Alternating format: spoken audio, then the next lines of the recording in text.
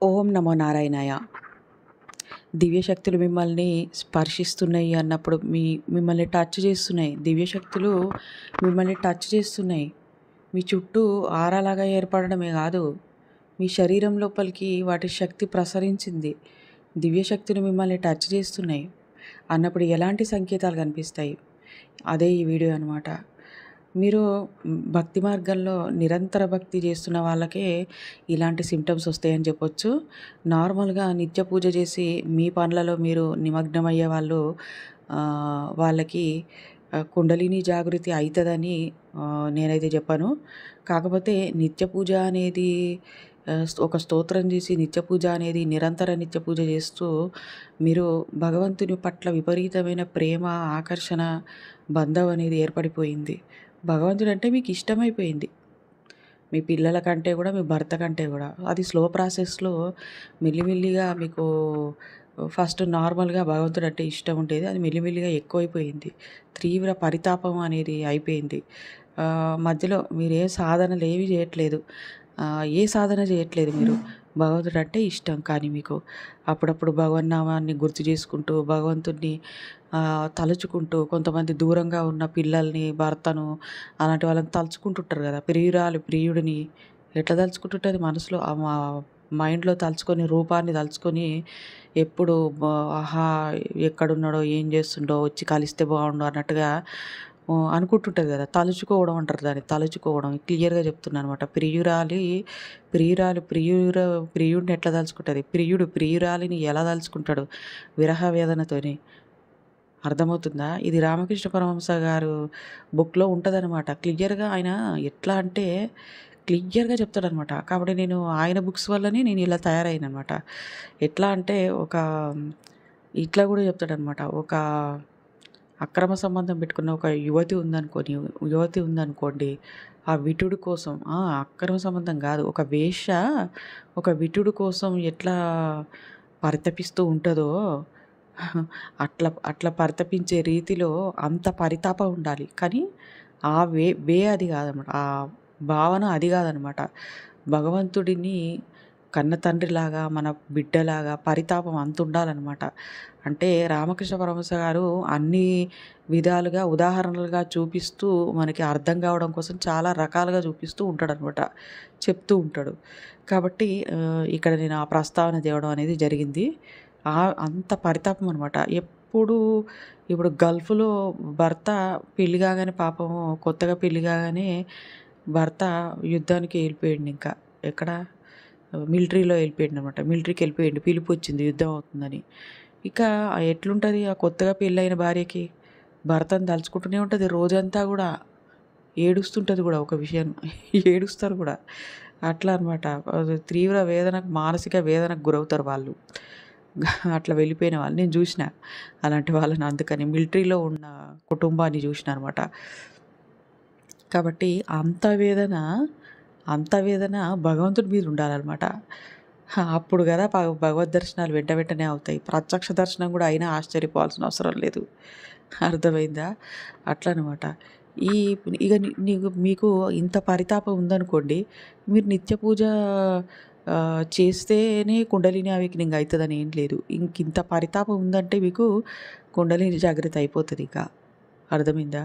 నిత్య పూజ అనేది భగవంతుడి పట్ల బంధం అనేది ఏర్పరచుకోవడానికి జరిగే ప్రాసెసే అది. అది. పటాలను శుభ్రం చేయడము, నైవేద్యాలు పెట్టడము ఇదంతా యూనివర్స్‌కి, పరమాత్మకి దగ్గర కావడం కోసము అస్త్రాలనమాట. నిత్య పూజ, వ్రతాలు, నోములు ఇవన్నీ. ఆ దశ నుంచి మనం బయటకొచ్చేస్తే ఇక మనము నిత్య పూజ అనేది ఇంటికి ముఖ్యం. నిత్య పూజ వలన ఇల్లు లక్ష్మీప్రదం అవుతది. భగవద్ ఎనర్జీ ఇంట్లో గూడా ప్రసరిస్తది. కుటుంబ సభ్యులకు కూడా ముఖ్యం కాబట్టి నిత్య పూజ మానొద్దు.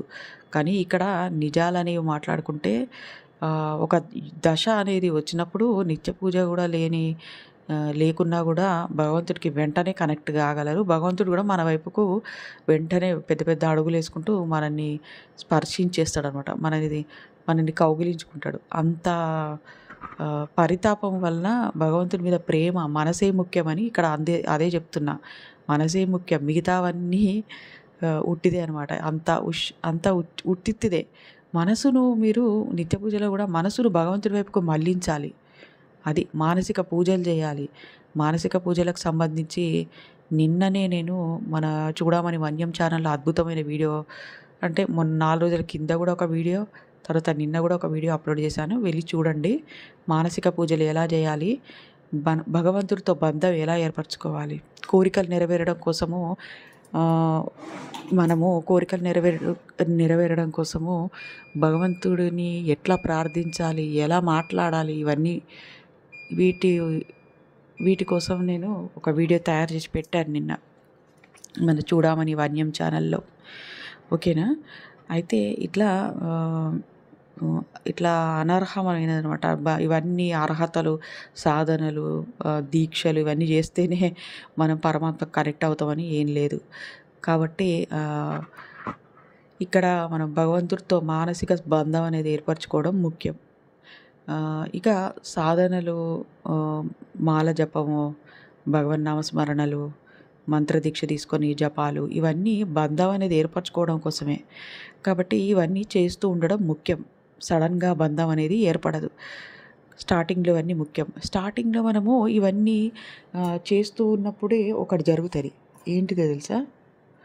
ఏం జరుగుతుందో తెలుసా? అది మనకు ఆధ్యాత్మిక అనుభూతులు కలగడం అనేది జరుగుతుంది. అవును, ఆధ్యాత్మిక అనుభూతులు కలుగుతూ ఉండగానే భగవంతుడు ఉన్నాడని మనకు నమ్మకం అనేది కుదురుతుంది. ఆ నమ్మకంతో మనం ఏం చేస్తాము, ఇంకెక్కువ మనం భగవంతుడికి కనెక్ట్ అయిపోతాం. సాధనలు ఇంకా పెంచుతాం. సాధనలు పెంచి మనము సాధనలు చెయ్యని దశలో కూడా పరమాత్మతోని కనెక్ట్ అనేది ఏర్పడిపోతుంది. పరమాత్మను ఎప్పుడంటే అప్పుడు పరమాత్మతో మాట్లాడే దశకు వస్తాం. కుండలిని ఎనర్జీ అనేది పైకి ఎక్కుతూ ఉంటుందన్నమాట. అది ఈ సమయంలో మనకి మన శరీరంలోనే ఉన్న శక్తులు జాగృతమవుతాయి, దివ్యశక్తులు. అప్పుడు మనకి ఎలాంటి మార్పులు వస్తాయి? దివ్యశక్తుల స్పర్శ మనకి ఎట్లా తెలుస్తుందంటే, ముఖ్యంగా ఆజ్ఞాచక్రం యాక్టివేషన్ అయ్యేటప్పుడు మనకి తలనొప్పి, అర్థమైందా? తలనొప్పి వస్తుంది. తలనొప్పి వచ్చినప్పుడు మైగ్రేన్ లాగా కూడా వస్తుంది. ఆజ్ఞాచక్రం కనుబొమ్మల మధ్య లాగుతుంటుంది. అవును, ఎందుకంటే అక్కడ మీకు రిపేరింగ్ జరుగుతుంది. నరాలు అన్నీ శుద్ధీకరణ స్టార్ట్ అయిపోయింది. మన లోపల శక్తులు నిద్రాణ స్థితిలో ఉంటాయి. వాటిని మన అమ్మవారు, మూలాధార చక్రంలో ఉన్న అమ్మవారు శక్తులను జాగృతం చేస్తూ ఉంది. ముఖ్యంగా భగవత్ శక్తి, కాస్మిక్ పవర్ అంటాం కదా, అది మన సాధనల మూలంగా మనం ఎంత చేస్తే అంత. అది బ్రహ్మరంధ్రం గుండా మన శరీరం, మన తల మీద ఉన్న బ్రహ్మరంధ్రం గుండా మన శరీరం లోపలికి ఈ ఆధ్యాత్మిక పవర్ అనేది ప్రవేశించి భగవంతుని యొక్క ప్రేమ అని చెప్పొచ్చు, భగవంతుని యొక్క శక్తి అని చెప్పొచ్చు. అది శరీరంలో ఉన్న బ్లాకేజెస్ని అన్నీ క్లియర్ చేస్తూ ఉంటుంది. కర్మలను కూడా క్లియర్ చేస్తూ ఉంటుంది. ప్రతి ఒక్క గ్రంథిని, నాడులను క్లియర్ చేస్తూ ఉంటుంది. ఎందుకంటే ఆ కర్మల రూపంలోనే మనకు శరీరంలో బ్లాకేజెస్ అనేవి, రోగాలు అనేవి ఉంటాయి. అందుకని ఈ వ్యక్తులకి, భగవద్భక్తులకి రోగాలు కూడా తగ్గుతూ ఉంటాయి. ఫస్ట్ రోగాలు వచ్చినట్టు అనిపిస్తుంది. ఎట్లా? తలనొప్పి, వెన్నుపూస మీద పెయిను, చెవులల్లో దురద, గొంతులో నొప్పి, స్టమక్ పెయిన్స్, ఇక ఆహారం మార్చకపోతే తీవ్రమైన దశలో యాసిడిటీ ఇవన్నీ కూడా బయలుదేరే అవకాశం ఉంటుంది. అందుకని యోగులు తినే ఆహారం తినాలి. మీరు సాధనలు ఎక్కువ చేస్తున్నారంటే, నార్మల్గా ఏదో సంసారంలో ఉండి, హాయిగా సంసారంలో ఉండి భోగభాగ్యాల పట్ల విలసిల్లుతూ ఏదో 2 దీపాలు వెలిగించి వాళ్ళకి ఏం మార్చాల్సిన అవసరం లేదు, నార్మల్గా వెళ్ళిపోండి.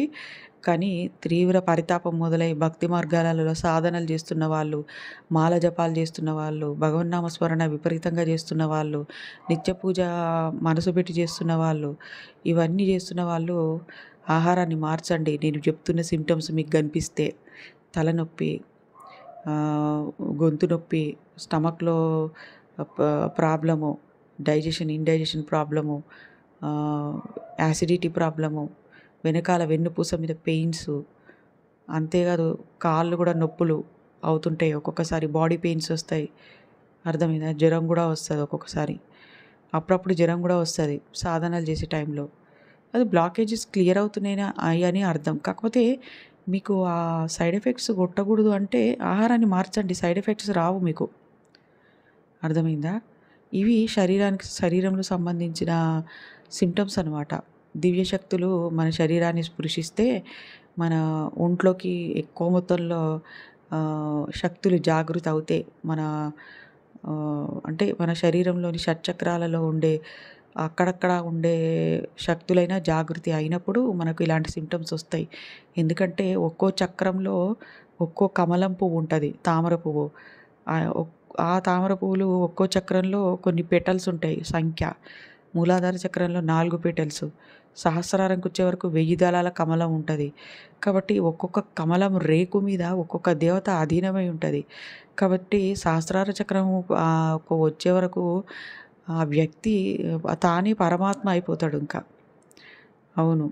కాబట్టి మూలాధార చక్రంలో ఉన్న 4 దళాల కమలంలో ఒక్క దళం మీద అమ్మవారు జాగృతం అయితేనే మనం ఒక ఆత్మజ్ఞానిలాగా తయారైపోతాం గదా! మరి ఒక్కొక్క చక్రం మీద అక్కడక్కడ కొంతమంది దేవతలు జాగృతం అవుతూ ఉంటారు. ఒకేసారి అందరూ జాగృతం గారు. కాబట్టే మనకి ఈ సైడ్ ఎఫెక్ట్స్ అనేవి వస్తూ ఉంటాయి. ఆహారం ద్వారా, యోగా ద్వారా, అరిషడ్ వర్గాల నియంత్రణ, ఇంద్రియ నియంత్రణల ద్వారా మనము ఆహ్, ప్రాసెస్ అనేది సైడ్ ఎఫెక్ట్స్ లేకుండా చక్కగా వెళ్ళిపోతాం ముందరికి. అదన్నమాట.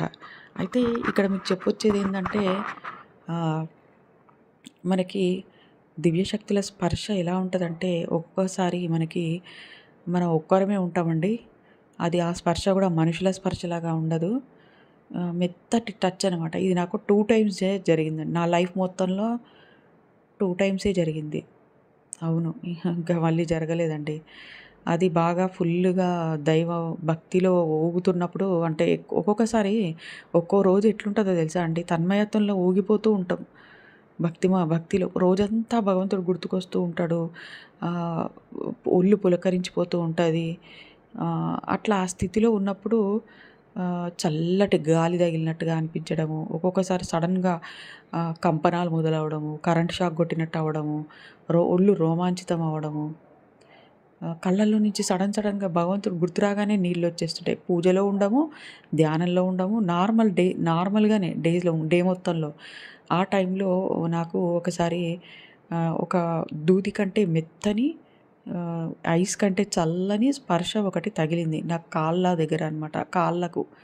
కాళ్ళకు నేను ఒక్కదాన్నే పడుకుంటా గదా! నా రూమ్‌లో. కాబట్టి ఇక ఇంకో మనిషి వచ్చే ఛాన్సే లేదు. కాబట్టి మనుషుల స్పర్శ గాదండి అది. దూది కంటే మెత్తగా ఆహ్, ఐస్ కంటే చల్లగా ఈ అద్భుతమైన టచింగు నాకు వచ్చిందనమాట.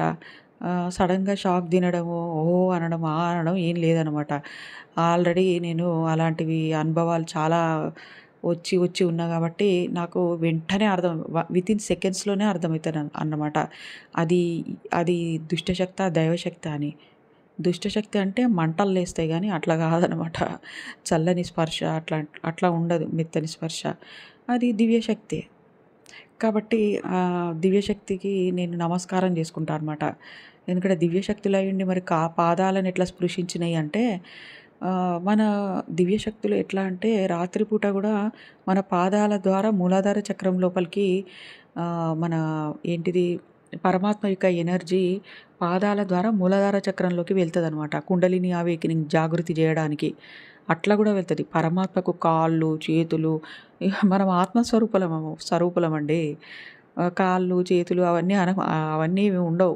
మన కాళ్ళు ముట్టుకునడం అదంతా ఏమి ఉండదు. పరమాత్మ యొక్క ఎనర్జీ వెళ్ళిపోతుంటది అంతే ఇంకా. ఎక్కడి నుంచైనా వెళ్ళిపోతుంటది. అట్లా కాళ్ళ ద్వారా గూడా మనకు ఆహ్, ము మూలాధార చక్రంలోకి వెళ్తది. మూలాధార చక్రం అంటే జననేంద్రియాల మధ్య భాగంలో ఉంటది. గుదస్థానంలో.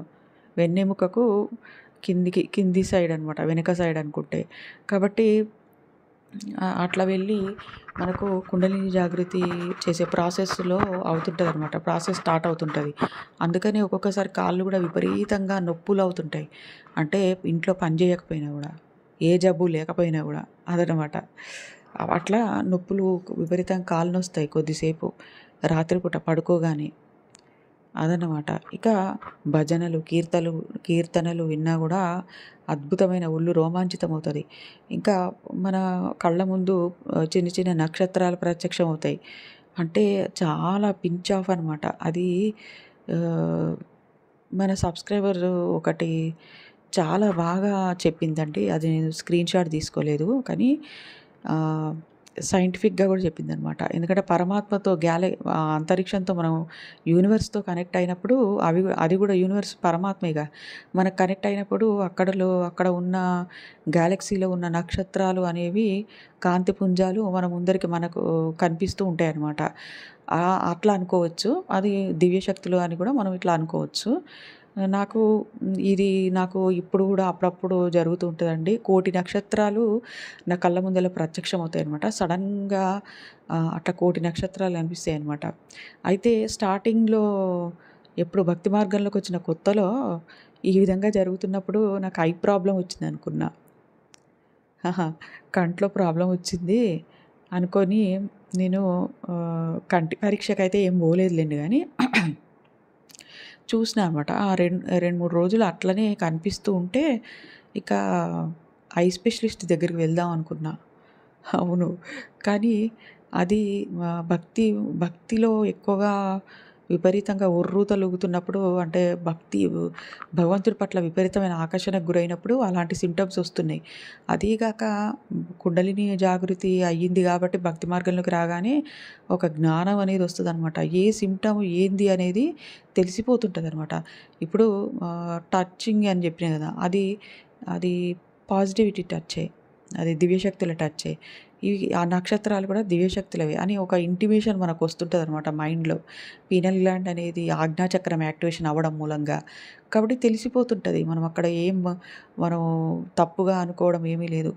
కొద్దిగా అది స్టార్టింగ్ స్టేజ్‌లో అట్లా అరే! అవునా! ఏంది తెలవట్లేదు అని అనుకుంటాం గానీ, మెల్లిమెల్లిగా ఎక్స్‌పర్ట్‌లాగా అయిపోతామనమాట. జ్ఞానిలాగా అయిపోతాం. నిరంతర భక్తి వల్ల మాత్రమే అయితాం. ఏదో 6 నెలలకొకసారి మాత్రం గాదు. ఇక ఈ విధంగా అప్పుడప్పుడు అవుతుంటదనమాట. అప్పుడు అబ్జర్వేషన్ చేసినప్పుడు ఆ రోజు విపరీతంగా మనసు భక్తిలో ఓలలాడుతూ ఉంటదనమాట. ఆ రోజు అట్లా కనిపిస్తూ ఉంటాయన్నమాట నక్షత్రాలు. ఇక నెగటివిటీ ఎనర్జీ అనేది మన పక్కన ఉన్నప్పుడు గూడా మనకు అర్థమైపోతదనమాట. నెగటివిటీని చూడగలము. పాజిటివిటీని గూడా చూడగలము. కానీ నెగటివిటీ అనేది మన ఆరాని టచ్ చేయలేదనమాట. చేయలేదు. నిరంతర భక్తి సాధనలు చేసే వాళ్ళ ఆరా క్షీణించదు. 6 నెలలు చేసి 6 నెలలు ఆపిండ్రనుకోండి మీ ఆరా క్షీణిస్తది. మీ ఆభామండలము క్షీణిస్తది. కాబట్టి అప్పుడు మళ్ళీ మీకు నెగటివిటీ టచ్ చేస్తాయి. చేయొచ్చు. కానీ నిరంతర భక్తి సాధనలు చేసే వ్యక్తికి చేతబడి చిల్లంగి లాంటివి కూడా ఏమి చేయబోవు.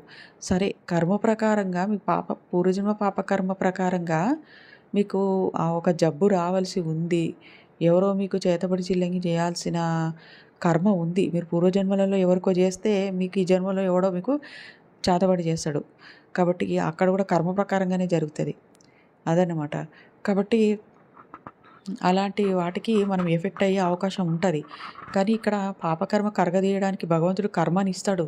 కర్మను పూర్తిగా మాయం చేసేయడు. కాబట్టి కర్మనిస్తాడు. ప్లస్ మళ్ళీ కర్మలో నుంచి తీసుకొచ్చి మళ్ళీ బయట పడేస్తాడు. నడిసంద్రంలో ముంచుతాడు దిక్కు లేక, దివానం లేక. ఊపిరాడనట్టు చేస్తాడు. ముంచి తల మునకలు చేస్తూ ఉంటాడు. ముంచుతాడు, లేపుతాడు, ముంచుతాడు, లేపుతాడు. లేపిన తర్వాత నీ కర్మ అంటే లేపుతున్నాడక్కడ. అంటే చంపట్లేదు. ముంచి చంపట్లేదు. పరమాత్మ ముంచి చంపట్లేదు. ముంచుతున్నాడు, ఊపిరాడకుండా చేస్తున్నాడు, మళ్ళీ ఊపిరాడేటట్టు చేస్తున్నాడు, పైకి లేపుతున్నాడు. అట్లా ఊపిరాడనట్టు చేసి మళ్ళీ తీసుకొచ్చి ఒడ్డున పడేస్తాడు. బ్రతికించేస్తాడు. ఒడ్డున పడేస్తాడు ఆయనే.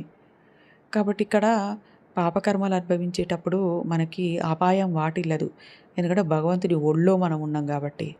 ఇక భగవంతుని ఒళ్ళో లేని వాళ్ళ పరిస్థితి ఏమైతదంటే నడిసంద్రంలో మునిగిపోతారు. అర్థమవుతుందా? మునిగిపోతారు. అరే! మరి అట్లంటున్నావేందక్క? భక్తి మార్గంలో లేని వాళ్ళు గూడా కొంతమందున్నరు. వాళ్ళు భక్తి జేయరు, ఏం జేయరు. కానీ వాళ్ళకు వాళ్ళు అన్నిట్లలో విజయం సాధిస్తున్నారు. జబ్బులు అనేవి గూడా వాళ్ళకి వస్తున్నాయి. వాళ్ళు తగ్గించుకుంటున్నారు. కానీ వాళ్ళు ఏం భక్తి చేయరక్క అని కూడా అనుమానం వస్తది. వస్తది మరి నాకు ఇలాంటివి వచ్చినాయి కదా మరి. ఆ! ఎందుకంటే అది వాళ్ళ పూర్వజన్మ పుణ్యఫలం. అది వాళ్ళకు భగవత్కృప ఉంది. కానీ వాళ్ళు భక్తి మార్గంలోకి రావాలంటే మళ్ళీ వాళ్ళ భగవత్కృప అనేది ఎట్లా ఉంటదంటే అది జబ్బులు అయి వచ్చినా గూడా నాస్తికులైనా గూడా బయట పడతారు మీరన్నట్టు వాళ్ళు గూడా. కాకపోతే భక్తి మార్గంలోకి రావడం అనేది భగవత్కృప ఉన్న వాళ్ళకే భక్తి మార్గంలోకొస్తారు. అవును. భగవంతుడికి మనమంటే చాలా ప్రేమ. లాక్కుంటాడు తన వైపుకి. అది జీవిత లక్ష్యం వైపుకు మనం వెళ్తున్న వాళ్ళం. అదనమాట. భక్తి మార్గం అనేది అందరూ జేయలేరు. కర్మల ప్రకారంగానే వాళ్ళు భక్తి మార్గంలోకి గూడా వస్తారనమాట. పూర్వజన్మలలో భగవంతుడితో సంబంధ బాంధవ్యాలు ఎలా ఉన్నాయా అన్నదాన్ని బట్టి మనం భక్తి మార్గంలోకి రావడం అనేది నిర్ణయించబడతదనమాట. అది అనమాట. కాబట్టి భక్తి మార్గంలోకి అందరూ రారు. ఇప్పుడు చూడండి ఈడ కర్మలు ఎట్లా ఉంటాయి. ఒకడు గుడ్డివాడుగా పుడతాడు. ఒకడు కుంటివాడిలాగా పుడతాడు. ఒకడు ఆటిజంతో పుడతాడు. ఒకడేమో క్యాన్సర్ వస్తది వానికి. ఒకడికేమో పెరాలిసిస్ వస్తది. ఎందుకు మరి అందరూ ఒకే రకంగా ఎందుకు పుట్టట్లేదు? ఎందుకు ఒకే రకమైన జబ్బులు రావట్లేదు అందరికీ? అందరి కర్మలు వేరు వేరండి. అందరితో పోల్చుకోమాకండి. వాడు పూజ చేయట్లేదు. వాడు బానే ఉన్నాడు. వాడు అద్భుతంగా ఉన్నాడు. నేనెందుకు పూజ చేస్తా? వాళ్ళలాగానే నేను కూడా పూజ చెయ్య. ఎందుకు వేస్ట్ అనుకోమాకండి.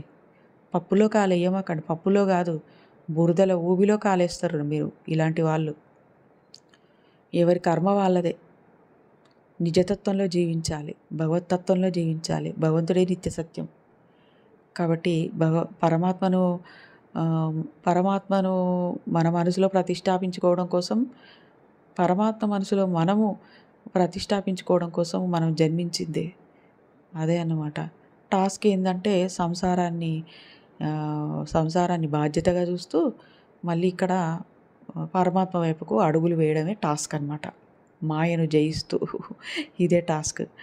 ఇట్లా అనమాట. మనకి దివ్యశక్తులు మనల్ని టచ్ చేసినప్పుడు మన ప్రశ్నలకు జవాబులు కూడా దొరుకుతాయి. కళలలో దేవీ దేవతల దర్శనాలు అవుతుంటారు. కానీ నిజ జీవితంలో కూడా అంటే నిజంగా కూడా దేవీ దేవతల దర్శనాలు కళ్ళల్లో అవుతాయి. అవును. కళ్ళల్లో కూడా దేవీ దేవతల దర్శనాలు అవుతాయండి. ఇక ప్రశ్నలకు జవాబులు ఇన్నర్ సెన్స్ తెలిసిపోతుంటుంది. ఇతరుల ఇన్నర్ సెన్స్ తెలుస్తుంటుంది. ఒంటరిగా మారుతుంటాం మెల్లమెల్లగా.